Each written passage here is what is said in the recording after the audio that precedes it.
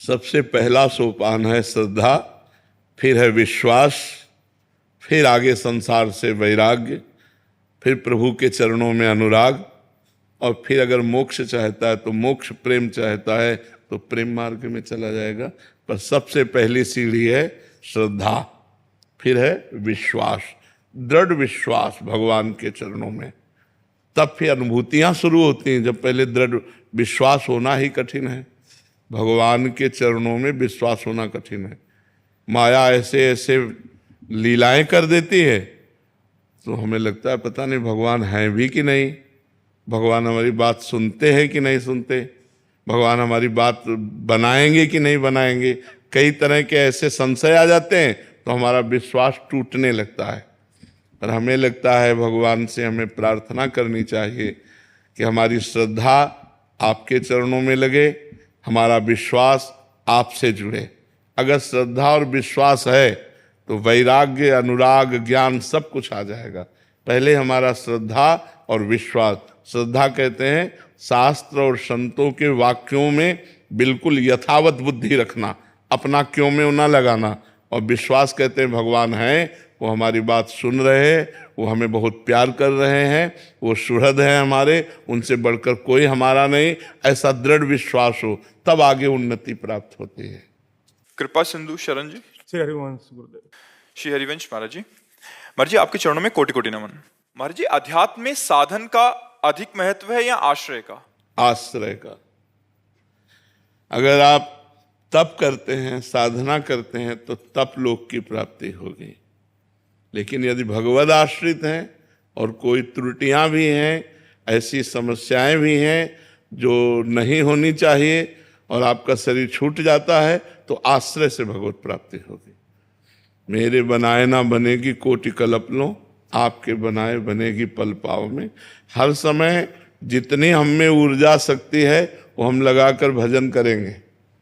जितनी हमारी बुद्धि काम कर रही है हम गलत आचरणों से बचेंगे।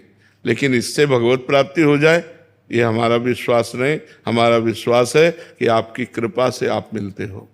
किसी तपस्या या भजन के द्वारा भगवान को खरीदा नहीं जा सकता, भगवान को विवश नहीं किया जा सकता। भगवान के होके भगवान को विवश किया जा सकता। कितना विवश हो सकते हैं? अर्जुन जी जहाँ खड़े होते हैं और उनकी जहाँ पादुका होती है वहाँ अखिल कोटि ब्रह्मांड नायक परात्परीश भगवान श्री कृष्ण सारथी के रूप में बैठते हैं। इतना विवश हो जाते हैं अपने जनों के लिए। अपना जन आश्रय से होता है, मैं आपके आश्रित हूं। आश्रित की चिंता होने लगती है आश्रयदाता को। जैसे आपके दरवाजे पे कुत्ता बैठे, आपसे कोई मतलब नहीं, लेकिन वो कहीं जाए ना, तो आप अपने आप उसके भोजन की व्यवस्था करने लगेंगे। एक दिन न सही, 2 दिन न सही, जब आप देखोगे जाते नहीं, दरवाजे पे बैठा रहता है, तो 2 रोटी लेके निकलोगे और डालने लगोगे। उसने आश्रय एक दरवाजे का ले ले, अन्य दरवाजे ना जाए, तो ये जिम्मेवारी आपके ऊपर अपने आप सवार हो जाएगी कि सुबह शाम 2 रोटी आप डालने लगोगे। क्योंकि देखो जा ही नहीं रहा है, यही हमारे दरवाजे पड़ा है। तो ऐसे ही हम बिल्कुल कोई अन्य आश्रय ना ले और प्रियाजू के आश्रित हो जाए तो हमारा काम बन जाएगा। अनन्य आश्रय बहुत बड़ी बात है। अनुकूलता होती है तो लगता है प्रियाजू की बहुत कृपा है, और जब प्रतिकूलता होती है तब ऐसे मन घबरा जाता है कि पता नहीं, हे शंकर भगवान आप कृपा करो, हे राम जी आप कृपा करो, हे श्याम जी आप कृपा करो, हे देवी जी आपकी नहीं। उस समय भी एक ही होना चाहिए। बने तो रघुबर ते बने और बिगड़े तो भरपूर, और तुलसी औरन ते बने ता बनबे पे धूर। जिसका हमने आश्रय लिया है अगर बने तो उसी प्रभु से बने, और ना बने तो बिगड़ जाए। हमें कोई बनाने की कोशिश नहीं। हे नाथ मैं आपकी शरण में हूँ, आप देख लो, पक्का हो सब ठीक हो जाएगा, पक्का सब ठीक हो जाएगा। हमें चाहिए भगवान का आश्रय दृढ़ लें। सबसे बड़ी भक्ति क्या है? आत्मसमर्पण।